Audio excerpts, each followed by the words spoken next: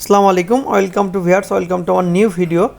আজকে দেখাতে চলেছি যে ঝিনাইদহর হরিণাকুণ্ড উপজেলার বিখ্যাত একটি মিষ্টির দোকান সম্পর্কে এবং বিখ্যাত মিষ্টি বা নামকরা মিষ্টি সম্পর্কে। এটা ঘোষ দধি ভান্ডার। এর লোকেশনটা হচ্ছে হল বাজার। হরিণাকুণ্ডতে একটি হল বাজার আছে এবং হল বাজারেই এখন আর হলের কোনো অস্তিত্ব নাই, কিন্তু হল বাজার বললে সবাই চেনে। তার সামনেই ঘোষ দধি ভান্ডার। এখানে মিষ্টির অনেক সুনাম শুনেছি। আজকে সরাসরি চলে আসলাম একটি মিষ্টি খেতে।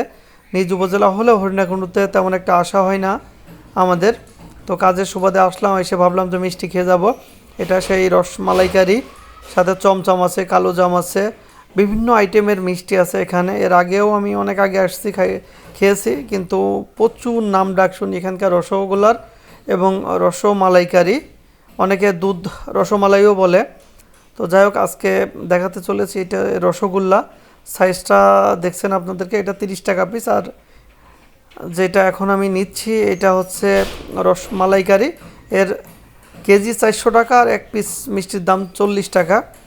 যাই হোক, আমার সাথে রাসেল আছে, সে আগে খাচ্ছে, আমি তার রিভিউটা নিচ্ছি যে কেমন হয়েছে, মিষ্টির স্বাদ কেমন, ঠিকঠাক আছে কি না। হ্যাঁ, সে এক বাক্যে স্বীকার করছে। তারপর আমি খেতে বসে গেলাম। আমার পিছনেও দেখেন অনেক কাস্টমার এখানে মিষ্টি খেতে আসতে বা মিষ্টি খায়।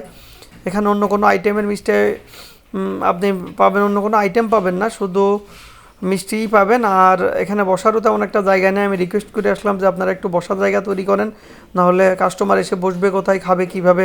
আমরা দূর থেকে যারা আসবো তারা মিষ্টির খাইতে চায় বা খায় আপনার কাছ থেকে। তো সে আশ্বস্ত করলো যে এরপরে বসার জায়গা তৈরি করবে, যেহেতু কাস্টমার তার প্রচুর হয়।